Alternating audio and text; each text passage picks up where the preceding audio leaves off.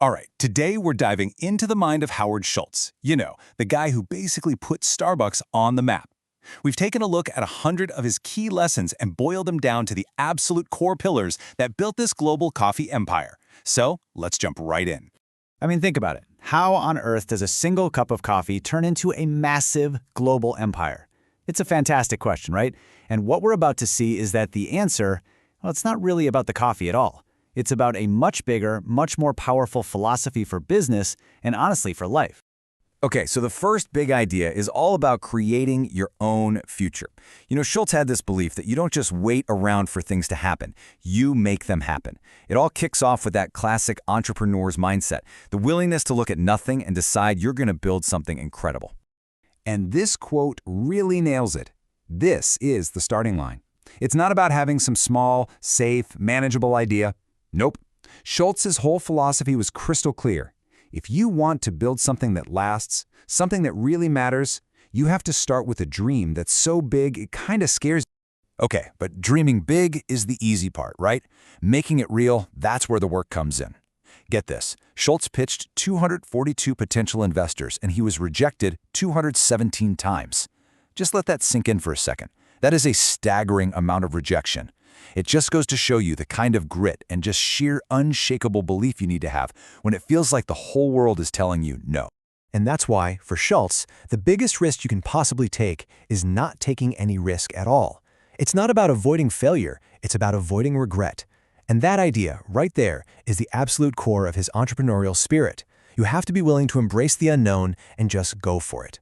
But here's the thing, a massive dream like that, you can't build it by yourself, no way. Once you have that vision, the next absolutely crucial step is to build a team and a culture that can make it a reality. That's really the difference between being a solo act and starting a global movement.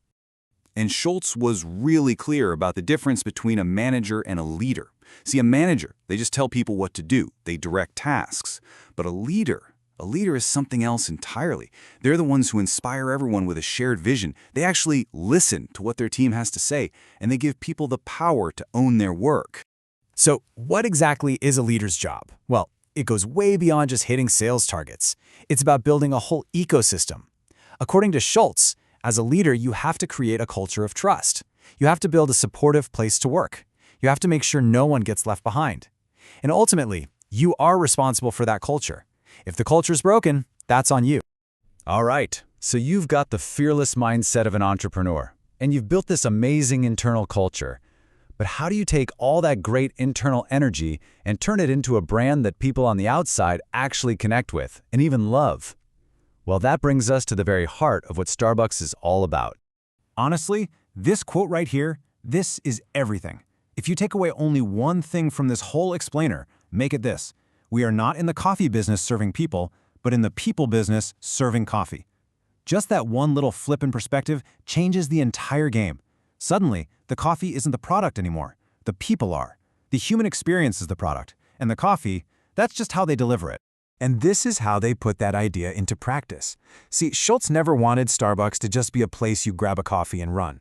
He had this vision for what he called the third place. You've got home, you've got work, and then you need that third place, that comfortable, welcoming spot where you can just be. That's why they had those comfy chairs and free Wi-Fi way before it was common. The whole thing was designed to be a hub for community. And this chart just lays it all out, plain and simple. Look at it. The coffee itself is just a tiny sliver of what Starbucks is actually delivering. The real value, the lion's share, is the community, the experience, the connection. That's what you're really paying for when you buy that latte. And that's what gives the brand its incredible staying power. Okay, and that brings us to our final section, which is really the idea that holds everything else together. For Howard Schultz, a truly successful business was never just about profit. It's about building something that lasts, a legacy that has a purpose far beyond just making money. I mean, think about it. Anybody can sell coffee. Your competitors can copy your cups, they can buy the same chairs, they can even try to replicate your recipes. But what can't they copy? The heart, the soul, the values and the culture of your organization.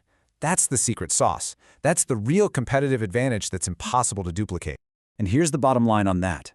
Schultz was convinced that the businesses that truly win in the long run are the ones with a purpose beyond the balance sheet, the ones committed to making a real, positive impact on their people, their communities, and the world. When you do that, profit isn't the goal. It's the natural result of doing good work. And that really brings us full circle to the final lesson from Schultz's playbook. He famously said he never measured himself by his net worth, but by the values he brought into the world. So the question he leaves for us is a big one, and it's something we can all think about, whether we're building a global company or just, building our own life. What are your values? What are you really trying to create?